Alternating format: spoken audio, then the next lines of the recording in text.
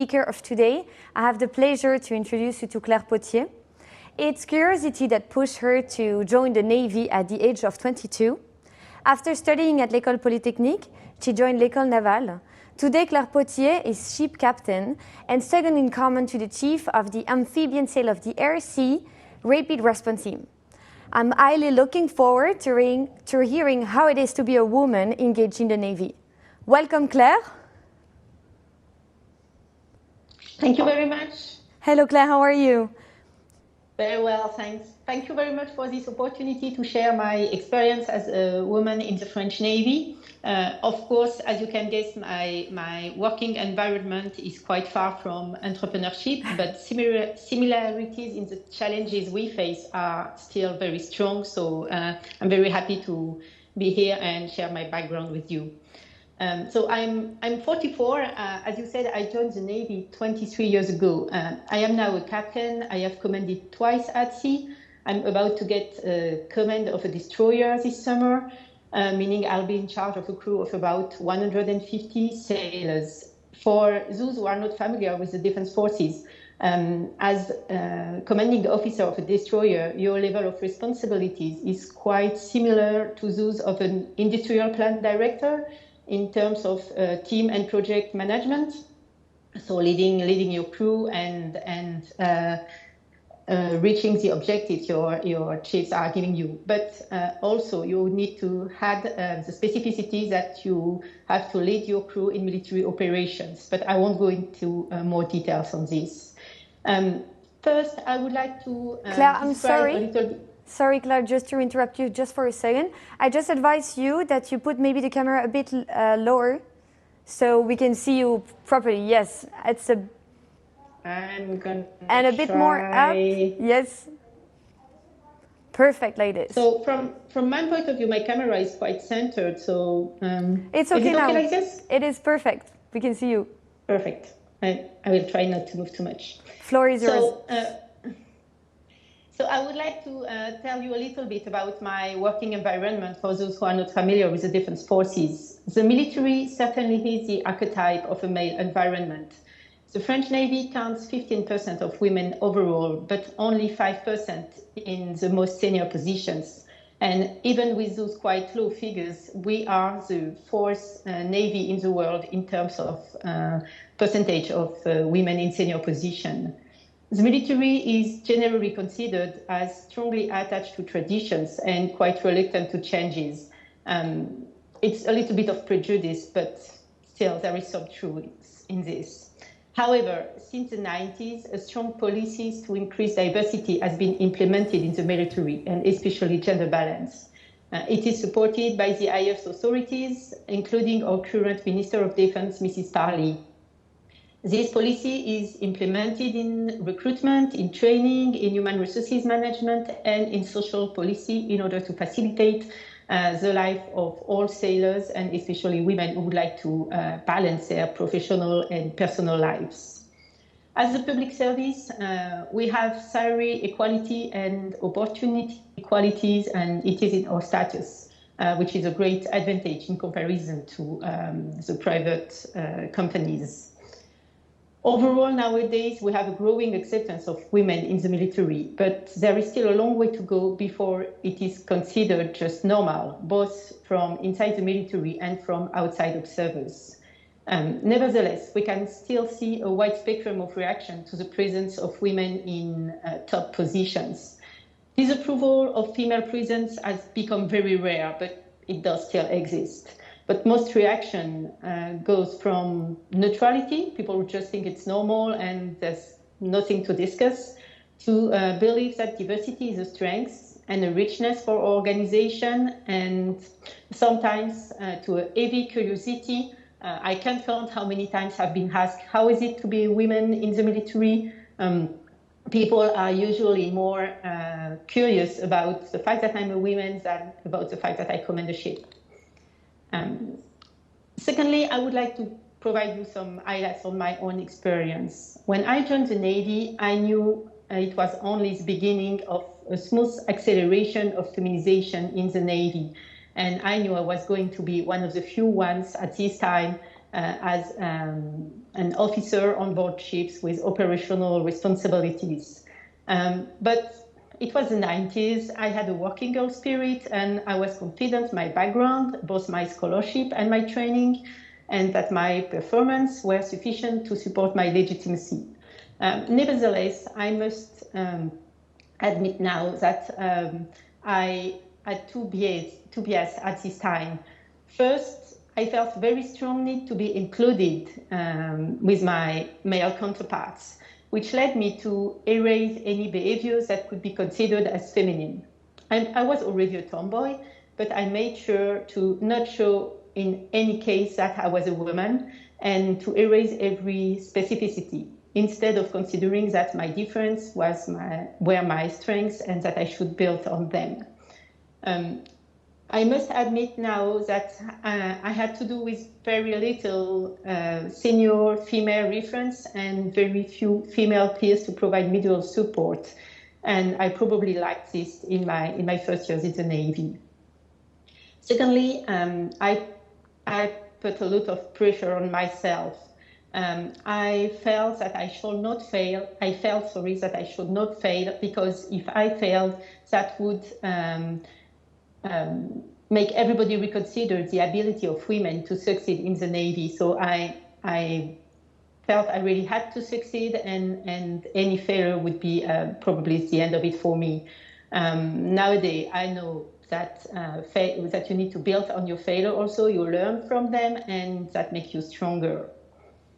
When reaching a higher position, I had to face two new challenges. The first one is when your organization implements a pro-diversity policy, the question of your legitimacy is asked again, because every time you get promotion, every time you get a job that other people wanted, people always ask, hey, is it because she deserves it? Is it because she's good at her job and she can do it and she's the best for it? Or is it just because we want a woman in a top position?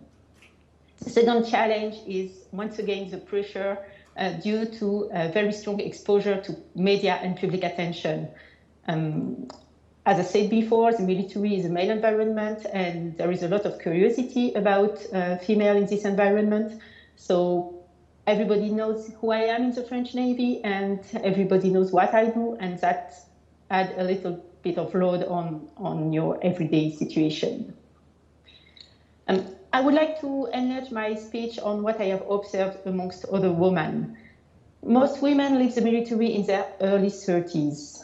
The justification we usually hear for that is their job is not compatible with pregnancies, the workload and home workload is too high, the constraints of the military life, such as deployment, movings, are just impossible to deal with. Also, most of them are married and they need to deal with their partner's own career. So many women decide to just stop their military career. My feeling is that, of course, those constraints are very high, but also it is very important to highlight that if you want to succeed, you need to have ambition and confidence on your abilities. There is a lot of candidates for every job in the Navy. People want to reach high position, and you need to fight for yourself. Other people won't fight for you, so you need to be confident that you can do the job and really want it. Overall, the women's capability to build on our own success and to overcome failure is generally lower than the one of our male counterparts. So as a conclusion, I just would like to say that we very often talk about the outside factors that limits women's ability to reach senior position. And I don't deny them. They are very strong, and prejudices really exist. But I think we really have inside factors that limit our capability to take responsibility for ourselves, and we should be more confident on ourselves and dare more to face challenges and to be ambitious. As I said before, I thought integration was the key to success, and I tried to behave as a man before in the early years of my career. I try to be like everybody else in my environment, and I think this was really my biggest mistake. I should have highlight more on my specificity and make them my strengths, and probably also use more female networks. During the first half of my career, I always refused to build a female network in the military because I thought it was not appropriate. And nowadays, I know we should rely on one another and provide advice for youngest female in our working environments. I'm ready to answer your questions. Okay, amazing. First of all, thank you very much, Claire, for all your testimony about women being engaged in the Navy. I guess it must be a tough work, actually. So I have a couple of questions for you. So the first one is, are there any management techniques in the Navy that young women entrepreneurs could use to boost their leadership? I don't think there are any specific techniques in the military. It's not only management; it's also command. So we balance between those two techniques. We usually in the Navy really rely on our subordinates and make sure to empower them and to give them responsibilities and just from a distance control what they do. I don't think there is any specifics about being a woman, except no, I don't think there is anything specific. Okay, so let's moving on to the second question. How the fact of being a woman made you stronger? What are the singularities and strengths that you can mention about you and the fact of being a woman? So I think, as I said before, I put a lot of pressure on myself because I felt I couldn't fail, and that pressure was created additional difficulties, but also it gave me the strength to overcome every difficulty. I wanted to prove myself and prove others, and especially those who thought women were not meant to be in the military, that I was legitimate to be here. The curiosity you raise as a woman in the military, or in general as a woman in a male environment, is something you really can build on, because that provides you with a visibility. People know who you are, people listen because they are curious, and that gives you an outreach to people you would never have been able to reach otherwise. And actually, I think the fact that you were talking about the pressure led us to the next question is, and I believe their answer would be yes, how do you gain confidence? And did you, by the end, gain confidence in a world with so many men? So you gain confidence when you succeed, and when you see in the eyes of others that you succeeded, and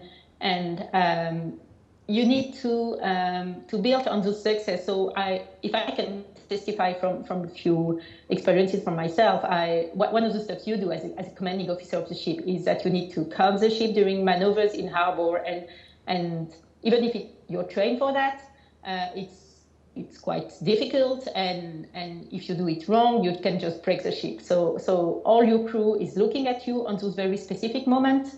It's like an highlight in your day. And if you challenge yourself into doing something more difficult and you succeed, you can really see in the eyes of your team and of other people that what you did was great and you did good. And you really need to be able to read that. I think sometimes we are too shy to admit we did good. We are too shy to see congratulations or to accept congratulations from others. And this is what I really try to work on, to accept compliments and to not just say, hey, okay, I just succeeded in this because I was trained for it, but just to say, hey, I did good, and that day, good job, Claire. Okay, well, we can still hear you, but maybe you turn it off your camera, or maybe you were facing a technical issue. I'm not sure. But we can still hear you. So yeah. Should I ask the second question? Sorry. I'm going to ask another question. We can still hear you, so I believe that's okay. You're back. Perfect. Do you make? How do you make yourself legitimate? Do you have to be stricter to others and to specifically to your team, so to men, to be listened? So one of the specificity of the French Navy, but I think it's probably the case in the working environment of many of the people who are listening today, is that the population in the French Navy is very young. The median age is 27. So for most of them, there is no question about the legitimacy of a woman. Very often I'm asked, hey, what does people think about the fact that their boss, that their commanding officer is a woman? And for most of them, they just don't care because they were born in the early year 2K, so it just doesn't make any difference for them. Nevertheless, I probably tried to be stricter at the beginning because I wanted to prove I was not going to be smooth. I was not going to be easy to it was not going to be easy to gain advantages over me, but then I realized it was useless, and I just tried to not make any difference. Yes. And so, do you think that being a woman is actually giving you an advantage to progress in your career? I would say the advantage and the drawbacks just balance each other's because the advantages it gave me is the willingness to do better, is the visibility. So of course, when you're facing a selection board and people already know who you are and have an idea of your background because it has been promoted through media or just talks in the Navy, it's of course an advantage. But the drawbacks is that every time you did something wrong or you did not so good or you failed, it also gets more publicity. So I would say overall it just balance. Well, okay. And how did you make your choice about joining the Navy? I heard that it was about curiosity, but can you tell a bit more about your choice? So I went to an engineering school, as I said before, the Polytechnique, and I was very curious about the military. So I was very happy to serve 1 year in the Navy during my scholarship, and I really appreciated the environment because relationships are quite easy. Of course, the fact that you have ranks and that you wear your ranks on your shoulders really easily states who you are in the hierarchy, but also I think relationship were smoother and of course I like the engagement in order to serve your country and the opportunity to go at sea and travel around the world. And did you ever consider about consider giving up and changing maybe your career path? I'm of course always looking for new challenges, and one of the things that made me join the Navy is the fact that it was a job very different from any other career. My scholarship would have led me to work to some very huge group in France or in international. And when I spent 1 year in the Navy, I realized this environment was totally different and would provide me with many challenges. I still have many challenges to face in the Navy, but yeah, I'm always asking myself, hey, can I do better in other places, or should I stay where I am now? And I haven't made my mind yet. So for now, I will face my next challenge, which is my command time, and then I'll see. And actually, congratulations on that. So I have many questions, so if you don't mind, we're going to continue because I think, personally, I like that.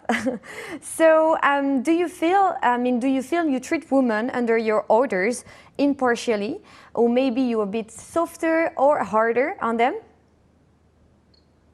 I'm afraid I might be a little bit harder on them, and I'm trying to fight that, but it's very difficult to be fair.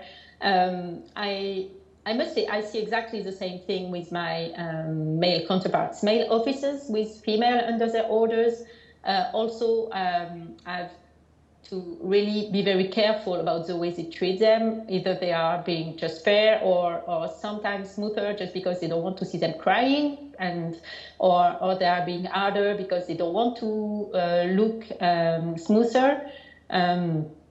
So I'm trying to be fair. I'm probably a little bit harder. One thing I never let happen is I don't want women under my orders or men under my orders to believe that women have a special reach to me. I said before, I think it's very important to have a female network in your working environment or in your professional environment in general. But also when we are talking about hierarchy and people under your command or under your management, it's very important to not make any difference so that the men will not feel put aside.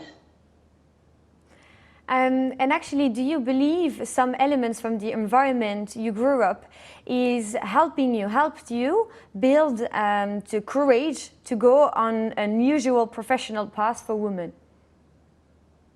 Oh, certainly. My family background is made of women who worked. My grandmothers, my mother, my aunts all had work. There is no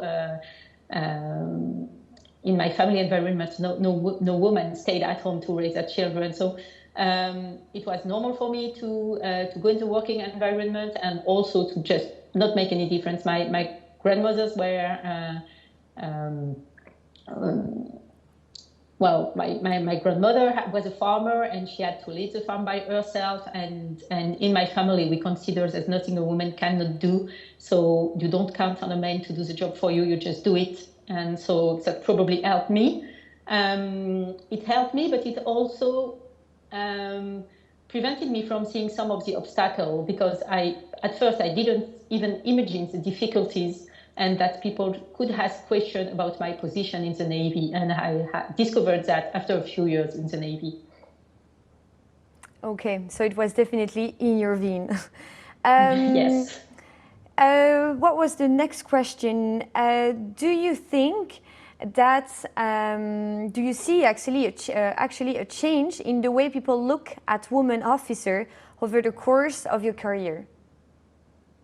Yes, of course, because there are more and more women. So I will make a difference between people in the military and people outside. In the military, we haven't reached normality yet, but we are little by little approaching that situation. The first general officer, so the first women to become an admiral was like 15 years ago. So now everybody knows there will be some more, and that's just normal. And so from inside the military, now the situation is getting more and more normal. But the curiosity from the outside is still very strong. So I really often have to answer questions like, so what is it like to be a woman in the military? What is it like to command? And when I tell them, hey, the first women who commanded a ship, that was like 30 years ago. So you just come from the Stone Age asking those questions, and journalists are very often very surprised. So it's more outside of the military that the information that there are more and more women, even in senior position, doesn't get through. Okay. So how many women are in the Navy with you? And does the Navy do some action to attract more women? I don't have the exact figures. So there are 15% of women in the military, 25% of women in the lower ranks, and 5% in the higher ranks. We are more and more numerous, and the Navy really has, and the military in general, has a very strong policy to recruit more women because recruitment is a huge challenge for the military in general. People stay in the military between 5 and 15 years. Usually some stay longer than 15 years, but most leave quite early. So we have a very high level of turnover, and we really want to recruit more, and the Navy cannot do without the resource of the young women. So if you look at the recruitment campaign from the military in general, you will see women on every spots on TV, on every paperboard, on every pages in newspapers. And our objective is to really explain to every woman that they have their place in the Navy if they want to join, and they can have a good career. And we will do our best to give them the opportunity to balance between their professional ambitions and their personal lives. Actually, I was going to ask a question about turnover, because how do you keep women inside the Navy? Because I believe it is maybe hard to handle this job with a family, right? It is quite, but still, when people think about the Navy, they mostly think about the ships, of course, surface ships and submarines.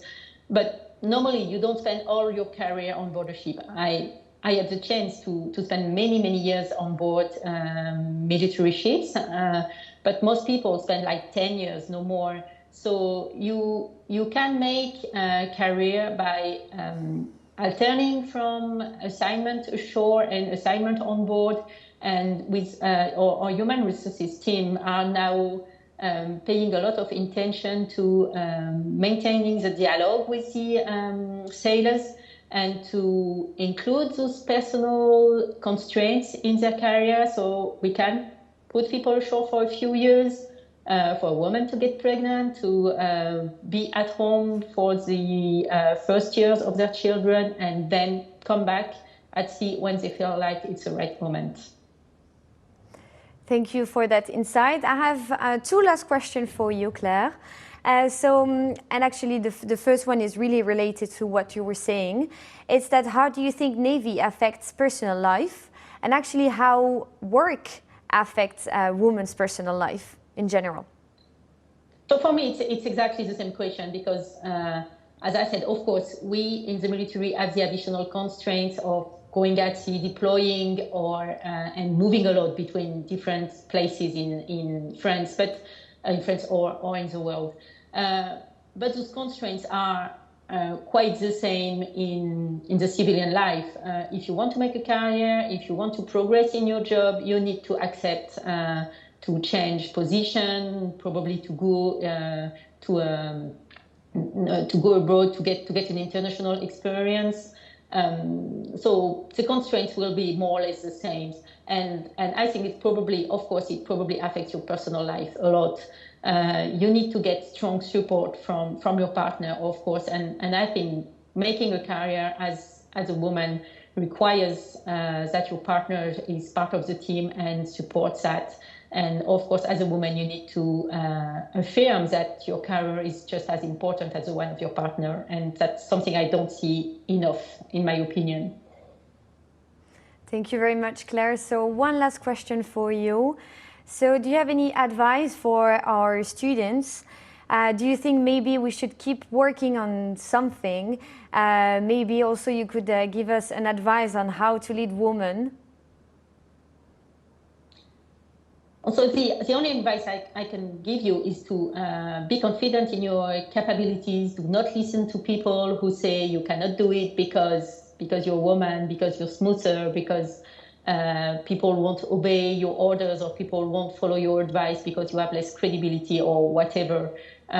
We now have sufficient examples of women who did great in medicine, in the military, in technical jobs or whatever, to prove them wrong. So just be confident in yourself and dare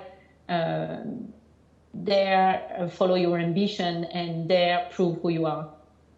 Well, thank you very much, Claire, for that piece of advice, and thank you for being with us. It was a pleasure to discuss with you. Thank you very much. Thank you very much. Thank you. So actually, we will be back at 5 p.m. for our closing session with Alison McGregor. So stay tuned.